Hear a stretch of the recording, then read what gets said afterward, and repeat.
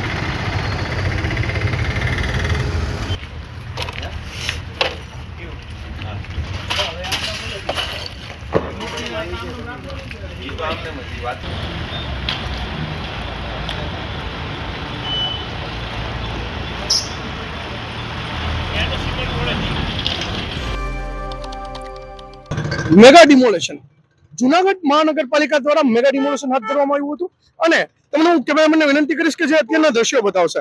જે દ્રશ્યો છે આ દ્રશ્યો છે મજવડી દરવાજા પાસે આવેલી દરગાહની જે જગ્યા હતી ત્યાંના દ્રશ્યો છે. તમે જોઈ શકો છો કે અહીંયા અત્યારે રોડ બનાવી નાખવામાં આવ્યો છે.